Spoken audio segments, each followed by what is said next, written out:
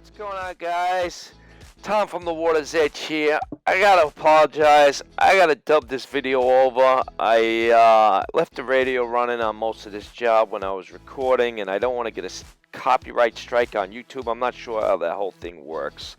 But let me show you the damage that we're going to be repairing on this boat. Some of these scratches are very minor. We're going to be wet sanding and buffing these out. But the ones forward here by the cleat, they're a little deeper. We're going to have to do a little grinding and repairing on these and spray a new gel coat, as well as this chip here. And the one I'm going to be showing you after that. Now, the chip down here that I'm going to point to, you can't see it on the video, but there's vertical cracks in it. Normally when you get vertical cracks like that, it's an impact. It's not a scratch. This boat's been hit pretty hard. Even though it looks minor, it usually translates into the fiberglass below. There's usually a crack in the glass or delamination. If you don't repair the glass underneath the gel coat that you're about to repair, the damage will translate back into your gel coat down the line, and we don't want that. So we're going to do some glass work. Now, having all that said, once the glass work's done in the filler and I shape everything and get ready for gel coat, we're actually going to be using the Iwata LPH-50. I really like this gun. It comes with a 1.0 tip. That's the biggest tip they make for this gun. But yes, you can spray gel coat with a 1.0, guys. You just got to thin it out properly, and it works just fine. I really actually like the way it lays the gel coat on. What I really love about this gun here is that it uses 1.3 CFMs as low as 15 PSI. Guys, that for me, it's just great because it minimalizes the overspray and the mess that the guns make. If you saw my other video on the Eastwood guns, this is the gun that I had purchased before the Eastwood guns, but I had received an email from the seller saying that the gun was lost in customs. Therefore, I went out and I bought the Eastwood guns. Now, having that said, I love the Eastwood guns, guys. They spray awesome. Both of these guns have different uses. I like this gun because the adjustable canister, the low volume of air that it uses, and it just lays out the gel coat beautiful, which you'll see towards the end of this video. Alright, so let's get started with the repairs. Alright, so now what I'm explaining here is that you can see there's still a little delamination there in the glass work. I will be grinding this area down just a tad more, but the one before that, the fiberglass really thin. You don't want to blow through it. Then you got to do a repair from both sides. You don't want to do that. Some boats like this, you can't even get to the other side. So these scratches here, we just grind them out. We're going to fill them in. The other ones that go longer to the stern, we're going to just wet sand and buff out. Alright guys, let's get to the glass work. Alright, so now that I'm finishing up getting this cleat off, what we're going to do is we're going to prep the areas here. We're going to clean it with acetone. This area here is going to get 5 layers of 1.5" chop strand. This little spot up here will probably get about 2 layers of chop strand with polyester resin. And then we'll use a filler to shape the rest of the body, and we'll get it ready for gel coat. And guys, I want to point out, when I grind, I don't do like a vertical grind. I do like a horizontal. I wanna feather out my areas where I'm doing my repairs.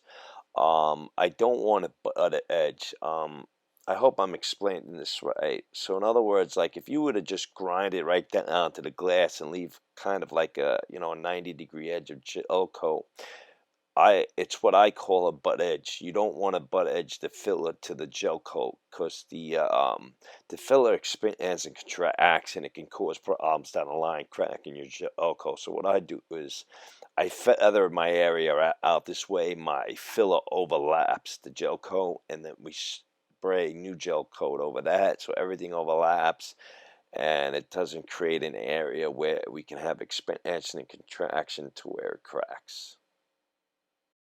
Alright guys, so now we got the areas clean. I laid up my 1.5" chop strand. I got 5 layers on this repair here. And then the repair on top, I got 2 layers, would be sufficient enough. We have a wax additive in our polyester resin. This way it stops it from air and it completely dries. And then we could grind it down and fill it with some 3M filler and get it ready for gel coat. Now, guys, remember, once you get to this point where the polyester resin sets up, you got to remember, we got to sand this all down properly and get all the wax off, because of anything that you lay up over that. If you don't remove the wax, is not going to have a proper bond, and again, you're going to have problems down the line. So make sure you grind that all out nice and clean it up before you try applying any filler or gel coat.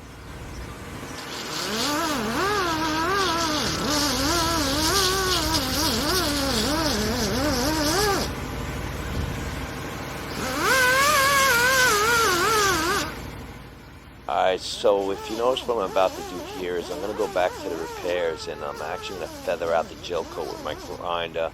I'm going to grind it out, get some deep scratches in there, so when I do my filler, it has something to bite to. The reason why I feather out the gel coats, I explained before, I don't want to butt my filler up to the gel coat. I want my filler to overlap the repair area and feather it out. This way there's no chance of expansion and contraction, and it what I call cookie cuts up back into the gel coat. It just eliminates problems down the line. Alright, guys, I didn't show you me pulling the filler here, but what I did is I filled in all the areas that I have ground out, and I laid up the glass and whatnot. So what I did to achieve the body line here is, what I do is I do one side at a time, and I lay a piece of tape for the body line, and I fill it up into the tape.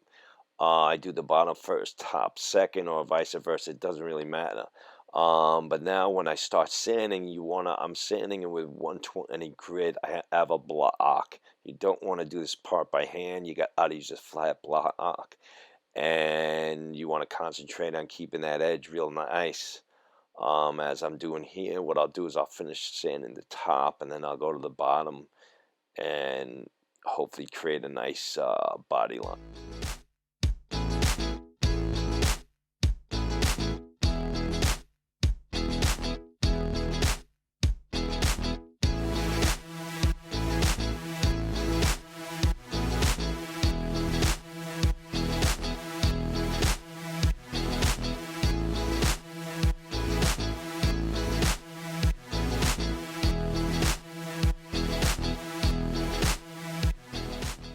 Alright, so what I'm about to show you right here, this is how I create my body line. I'm sure it was very short, but what I do is I run that tape along the line. It was a little low, so I wanted to do another pull, and that's how I get my body line.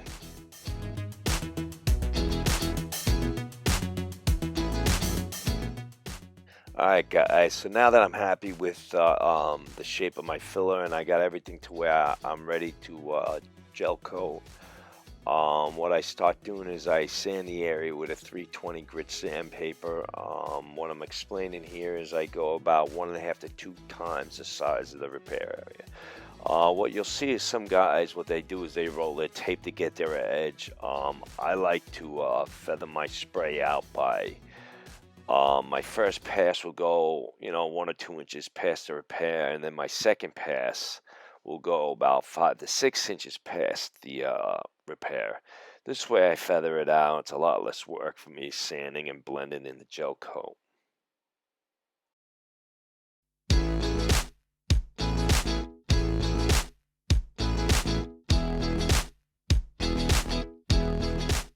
So as I explained earlier, this is a 320 grit, and if you notice, I'm going a good 10 to 12 inches past the repair on each side, and then I'll explain further when I start spraying the gel coat. You'll see what I do.